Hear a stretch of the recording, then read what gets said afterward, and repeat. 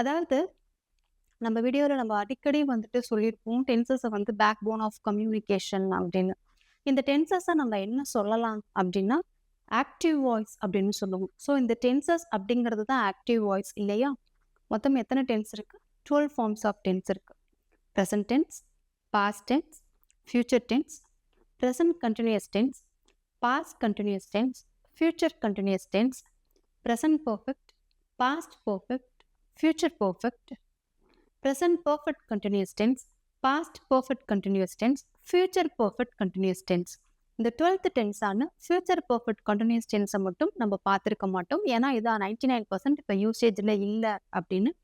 இந்த 11 டென்சஸும் நம்ம வீடியோவில் நம்ம சேனலில் நம்ம கிளியராக நம்ம நிறைய இதில் நம்ம வந்துட்டு ஒர்க் அவுட் பண்ணியிருக்கோம். ரீசெண்டாக கூட எல்லா டென்ஸையுமே கிளப் பண்ணி ஒரு 20+ சென்டென்சஸ் நம்ம பார்த்தோம் இல்லையா? இன்னைக்கு நம்ம இந்த வீடியோவில் என்ன பண்ண போகிறோம் அப்படின்னா, இப்போ நம்ம இந்த ஆக்டிவ் வாய்ஸ்ன்னு சொல்கிறோம்ல, இதே மாதிரியே நம்ம பாசிவ் வாய்ஸ்ன்னு சொல்லுவோம் தெரியுமா? இந்த ஆமீஸ் ஆர் வாஸ் வேர் வில்பேக்கு பக்கத்துலலாம் இந்த V3 வேர்ப் யூஸ் பண்ணுறது, past participle of the verb use பண்ணுறது, பாசிவ் வாய்ஸ் அப்படின்னு சொல்லுவோம்ல. நம்மளுடைய கம்யூனிகேஷனை நம்ம நெக்ஸ்ட் லெவலுக்கு கொண்டு போகிறதுக்கு இந்த பாசிவ் வாய்ஸ் தெரிஞ்சு வச்சுக்கிறது அப்படிங்கிறது ஒரு இம்பார்ட்டன்ட், ஒரு இன்றியமையாததுன்னு வச்சுக்கோங்களேன். நிறைய நீங்கள் நியூஸ் பேப்பரில், டிவி சேனல்ஸ்லலாம் இதே மாதிரி பாசிவ் வாய்ஸ் பேஸ் பண்ண சென்டென்சஸ் பார்ப்பீங்க. ஈவன் நீங்கள் வந்து புக்ஸ் எல்லாம் ரீட் பண்ணுற ஹேபிட் இருக்குது அப்படின்னா அதுலேயும் நிறையா நீங்கள் பாசிவ் சென்டென்சஸ்லாம் பார்ப்பீங்க. எதெல்லாம் நம்மளால் பாசிவாக மாற்ற முடியும் அப்படின்னா, இப்போ நம்ம பார்த்த 12 டென்ஸையும் உங்களால் பாசிவாக மாற்ற முடியாது. 8 டென்ஸை மட்டும்தான் உங்களால் பாசிவாக மாற்ற முடியும் கிராமர் ரூல் படி. என்ன அந்த 8 டென்ஸ் அப்படின்னா, present tense, past tense, future tense, present continuous tense, past continuous tense, future continuous டென்ஸை உங்களால் மாற்ற முடியாது. தென் அதுக்கப்புறமா present perfect, past perfect, future perfect, இந்த 8 டென்ஸை மட்டும்தான் நம்ம கிராமர் ரூல் படி ஆக்டிவ்லேருந்து பாசிவாக மாற்ற முடியும். அமாங் திஸ் 8 டென்சஸ், இந்த 8 டென்ஸ்லேயும் பார்த்தீங்கன்னா ரொம்ப அதிகமாக யூஸ் பண்ணுறது present, past, future, then present perfect. இந்த 4 டென்ஸும் பாசிவ் ஃபார்மில் அதிகமாக யூஸ் ஆகும். இன்னைக்கு நம்ம இந்த வீடியோவில் நான் ஏன் இவ்வளோ விஷயத்தையும் உங்களுக்கு டீட்டெயில்டாக சொல்கிறேன் அப்படின்னா, இன்னைக்கு நம்ம இந்த வீடியோவில் என்ன பண்ண போகிறோம்னா, present form of passive, past form of passive, future form of passive, 3 ஃபார்ம்லேயும் நம்ம ஒரு 7 சென்டென்சஸ் பாசிவ் வாய்ஸில் பார்க்க போகிறோம். இது எல்லாமே நம்மளுடைய டெய்லி யூசேஜ் கான்வர்சேஷன்ஸில் தேவைப்படக்கூடிய ப்ராக்டிக்கல் யூசேஜான சென்டென்சஸ் தான். அதை தான் இன்னைக்கு நம்ம இந்த வீடியோவில் பார்க்க போகிறோம். இதோடைய நெக்ஸ்ட் ப்ரெசன்ட் பர்ஃபெக்ட்டும் இம்பார்ட்டன்ட் அப்படின்னு சொன்னேன் இல்லையா? அதை நம்ம இன்னொரு வீடியோவில் பார்க்கலாம். வணக்கம், நான் அருணா. இது உங்கள் கக்கன் சேனல்.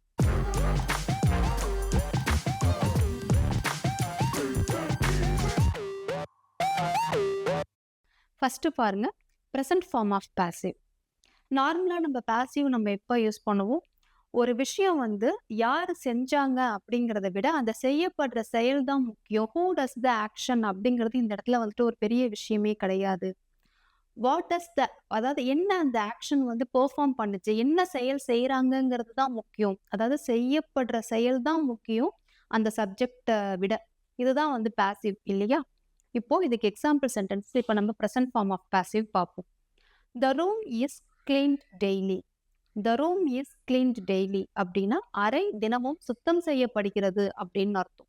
ஈஸ்க்கு பக்கத்தில் V3 வேர்ப் வந்திருக்கா? சிங்குலராக இருந்ததுன்னா is plus V3 verb use பண்ணுவோம். ப்ளூரலாக இருந்ததுன்னா R plus V3 verb use பண்ணுவோம். அவ்வளோதான். The door is locked. என்ன அர்த்தம்? The door is locked. கதவு பூட்டப்பட்டிருக்கிறது. கதவு பூட்டிருக்கு அப்படி சொல்லுவோம்ல. நம்ம அந்த அளவுக்கு வந்து கதவு பூட்டப்பட்டிருக்கிறது அப்படின்னா சொல்ல மாட்டோம். இப்போ போயிட்டு சொல்றீங்க, என்னப்பா டோர் லாக் ஆயிருக்கு அப்படி சொல்லுவோம் இல்லையா? அதை எப்படி சொல்லணும்? த டோர் இஸ் லாக்ட் அப்படின்னு கதவை வந்து பூட்டியிருக்காங்க அப்படின்னு அர்த்தம். இப்போ பாருங்க, ஈஸ்க்கு பக்கத்தில் V3 வேர்ப் யூஸ் பண்ணியிருக்காங்களா? அடுத்து இன்னொரு சென்டென்ஸ் பாருங்க. Emails are sent regularly. Emails are sent regularly அப்படின்னா தினமும் வந்து இமெயில் வந்துட்டு அனுப்பப்படுகிறது அப்படின்னு அர்த்தம். டெய்லி இமெயில் வந்துட்டு அனுப்பப்படுகிறது. இமெயில் டெய்லி அனுப்பிச்சிடுறாங்க. So emails are sent regularly. இப்போ பாருங்க, இந்த ஈஸ் ஆர்க்கு பக்கத்தில் டைரக்டாக நம்ம V3 வேர்ப் தான் யூஸ் பண்ணுறோம். இந்த இடத்துல இந்த சப்ஜெக்ட் அப்படிங்கிறது என்ன அப்படின்னா, the room, the door, emails இதெல்லாம் தான் இந்த இடத்துல அந்த ரிசீவர் ஆஃப் த ஆக்ஷன், அதுதான் இந்த இடத்துல சப்ஜெக்ட். பாசிவ் அப்படின்னு நம்ம ஒரு பிளேலிஸ்ட் பார்த்துருக்கோம். கம்ப்ளீட்டாக டீட்டெயில்டாக அதில் நான் உங்களுக்கு எல்லாமே ஒவ்வொரு ஃபார்ம் ஆஃப் பாசிவும் தனித்தனி வீடியோவாக அப்லோட் பண்ணியிருக்கோம். ஒரு 7 or 8 வீடியோஸ் ஒரே பிளேலிஸ்டில் இருக்கும். உங்கள யாருக்காவது இந்த சென்டென்சஸ்லாம் டவுட்டா இருக்கு. இப்பதான் ஃபர்ஸ்ட் நீங்க பாசிவே தெரிஞ்சுக்கிறீங்க அப்படின்னா, நீங்க நம்ம சேனல்ல பாசிவ் பிளேலிஸ்ட்ட எடுத்து அதுல இருக்கிற எல்லா வீடியோஸும் பார்த்துட்டு வந்து இத பார்த்தீங்கன்னா, உங்களுக்கு இது ரொம்பவே ஈஸியா புரியும். English is dot in schools world wide. English வந்து உலகம் பூராவும் எல்லா இடத்துலயுமே கற்பிக்கப்படுகிறது அப்படின்னு அர்த்தம். இங்கிலீஷ் வந்து எல்லா இடத்துலயுமே சொல்லிக் குடுக்குறாங்க. இதான் இதோடைய meaning. Mobile phones are used by millions of people. Mobile phones millions of people வந்து பயன்படுத்துகின்றனர் அப்படின்னு அர்த்தம். எல்லா பீப்பிளுமே மொபைல் ஃபோன்ஸ இப்போதைக்கு பயன்படுத்துறாங்க இல்லையா? அதுதான் mobile phones are used. So ஆர்க்கு பக்கத்துல வி3 வெர்ப் யூஸ் பண்ணியிருக்காங்களா? அதுதான். The internet is accessed by millions of people daily. The internet is accessed by millions of people daily. அதாவது ஒவ்வொரு நாளும் வந்து மில்லியன்ஸ் ஆஃப் பீப்புள் லட்சக்கணக்கான மக்கள் வந்து இன்டர்நெட்டை வந்து ஆக்சஸ் பண்றாங்க. இதை தான் சொல்லியிருக்காங்க.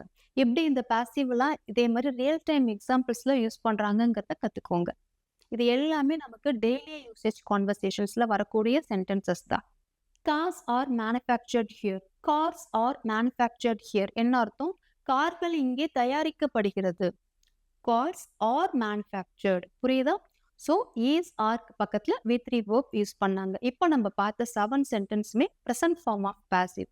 அடுத்து நம்ம பார்க்க போறது past form of passive. The package was received yesterday.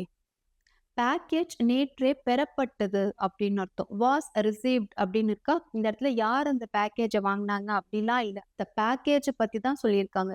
இதே இப்போ ஆக்டிவ்னா ஹி ரிசீவ்ட் த பேக்கேஜ், அவன் பேக்கேஜை ரிசீவ் பண்ணான் அப்படின்னு இருக்கும். இதை இப்போ பாசிவ்ல அவங்க எப்படி சொல்றாங்கன்னா, அந்த பேக்கேஜ் வாஸ் ரிசீவ்ட் எஸ்டர்டே, அந்த பேக்கேஜுக்கு தான் அவங்க இம்பார்ட்டன்ஸ் கொடுக்குறாங்க. ஓகேவா?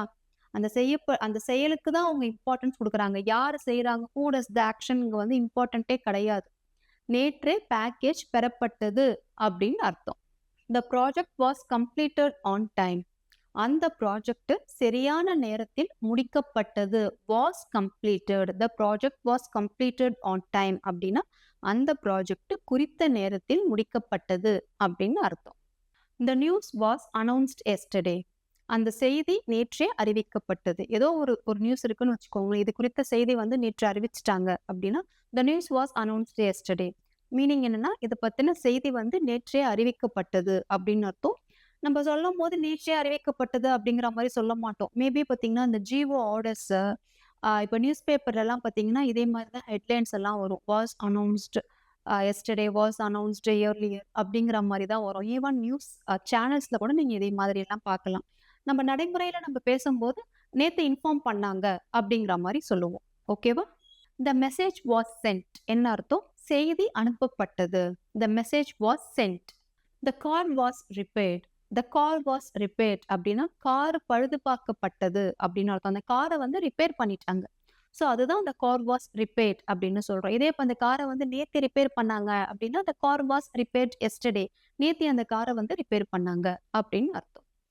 த பில் வாஸ் பெய்ட் ஆல்ரெடி என்ன அர்த்தம்? பில் ஏற்கனவே செலுத்தப்பட்டது அப்படின்னு அர்த்தம். த பில் வாஸ் பெய்ட் ஆல்ரெடினா பில் ஏற்கனவே செலுத்தப்பட்டது அப்படின்னு அர்த்தம். நம்ம இது வரைக்கும் எல்லாமே வாஸ் சிங்குலர் யூஸ் பண்ணியே பார்த்துட்டோம் இல்லையா? ப்ளூரல் வேர் யூஸ் பண்ணி பார்க்கல. அதை பேஸ் பண்ணி ஒரு சென்டென்ஸ் பார்த்துருவோம். The awards were given to the winners என்ன அர்த்தம்? வெற்றியாளர்களுக்கு விருதுகள் வழங்கப்பட்டது அப்படின்னு அர்த்தம். புரியுதா? வெற்றியாளர்களுக்கு விருதுகள் வழங்கப்பட்டது. இப்ப அந்த பாசிவோடைய மீனிங் புரியுதா? தமிழ்ல அதோடைய அர்த்தமும் உங்களுக்கு புரியுதா? எப்படி யூஸ் பண்ணியிருக்காங்க அப்படின்னு.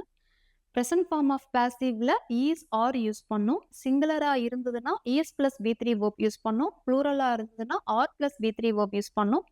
பாஸ்ட் ஃபார்ம்ல வாஸ் வேர் யூஸ் பண்ணியிருக்கோம். சிங்குலரா இருந்ததுன்னா வாஸ் பிளஸ் வி3, ப்ளூரலா இருந்ததுன்னா வேர் பிளஸ் வி3. இதான் இதோடைய ரூல். ஓகேவா? அடுத்து நம்ம பார்க்க போறது என்னன்னா ஃபியூச்சர் ஃபார்ம் ஆஃப் பாசிவ் பார்க்க போறோம்.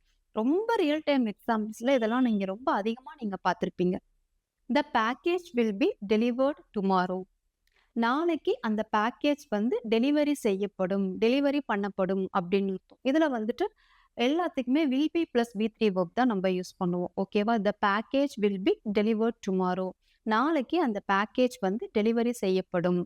த room will be cleaned tonight. இன்றிரவு அறை சுத்தம் செய்யப்படும். The room will be cleaned tonight. இன்றிரவு அறை சுத்தம் செய்யப்படும். The movie will be released soon. படம் விரைவில் வெளியிடப்படும். இப்ப ஏதாவது ஒரு படம் இருக்குன்னு வச்சுக்கோங்களேன். ரொம்ப நாளா அது வந்து எக்ஸ்பெக்டட் மூவியாவே இருக்கு. எப்போ வரும்? எப்போ வரும்? அப்ப அந்த அந்த படத்து சம்பந்தப்பட்ட டைரக்டரோ, யாரோ ஒரு புரொடியூசரோ ஒரு அனௌன்ஸ்மென்ட் குடுக்குறாங்க. "The movie will be released soon." என்ன அர்த்தம்னா, படம் விரைவில் வெளியிடப்படும் அப்படின்னு அர்த்தம். இதே மாதிரியெல்லாம் இந்த சென்டென்சஸ் தான் நம்ம நெறைய இடங்கள்ல பார்த்திருப்போம் இல்லையா? "The news will be announced next month." இது குறித்த செய்தி அடுத்த மாதம் வெளியிடப்படும். ஏதோ ஒரு நியூஸ் இருக்கு. அது கவர்ன்மென்ட் சைட்லேருந்தோ இல்ல ஏதோ ஒரு நியூஸ் இருக்கு. அத சொல்றாங்க.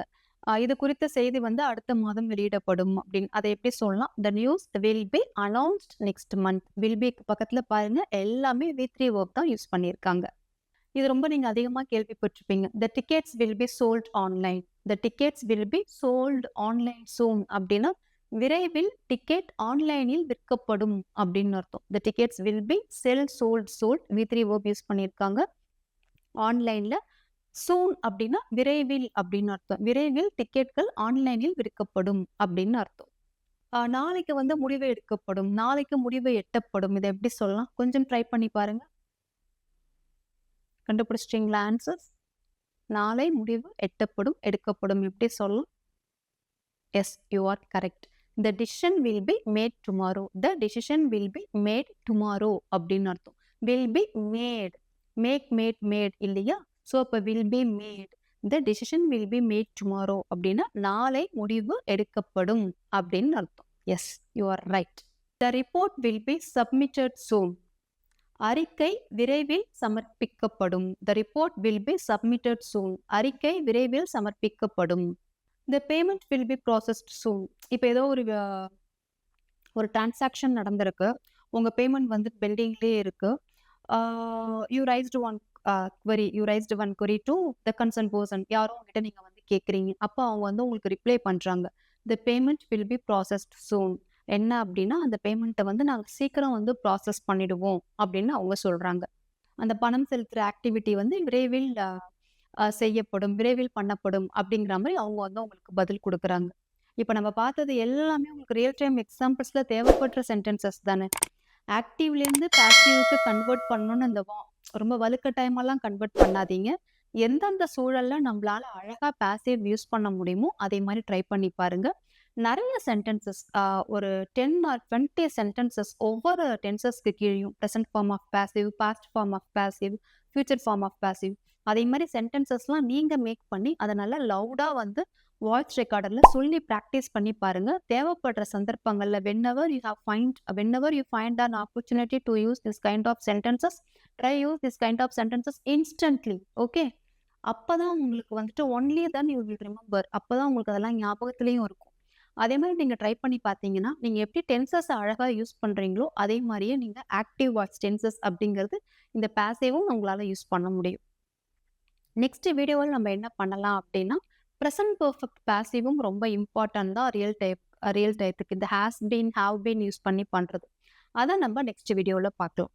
I hope this video is very useful to you. Share and subscribe our video. For getting further notification, press bell button.